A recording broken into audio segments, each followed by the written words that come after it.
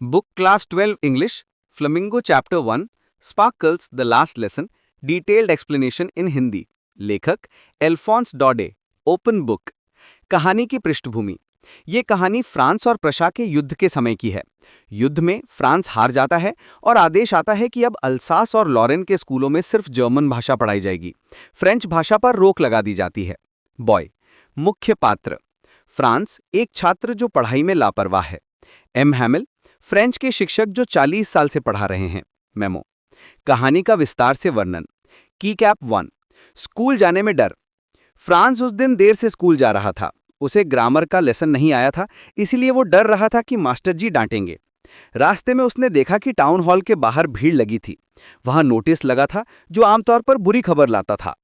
की कैप 2। कक्षा का अजीब माहौल।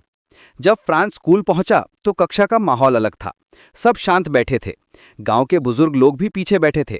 एम हैमल ने अपनी हरी कोट, फ्रिल वाली शर्ट और कारी टोपी पहन रखी थी। तब फ्रांस को पता चला कि आज फ्रेंच का आखिरी पाठ यानी लास्ट लेसन है। की कैप 3। भाषा का महत्व। एम हैमल ने भावुक होकर कहा, जब कोई राष्ट्र अपनी भाषा को संभाल कर रखता है तो वो अपनी आज़ादी की चाबी संभाल कर रखता है।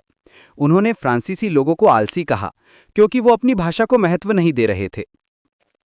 की कैप 4। फ्रांस का पछतावा। फ्रांस को बहुत दुख हुआ कि उसने अपनी भाषा और पढ़ाई को कभी महत्व नहीं दिया।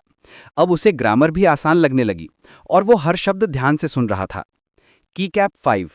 भावुक अंत। कक्षा खत्म होने पर एम हैमल की आवाज भर आई। उन्होंने ब्लैकबोर्ड पर बड़े अक्षरों में लिखा, वीवे ला फ्रांस, यानी फ्रांस अमर रहे, और बिना कुछ कहे कक्षा छोड़ दी। Glowing star. मुख्य संदेश। थीम।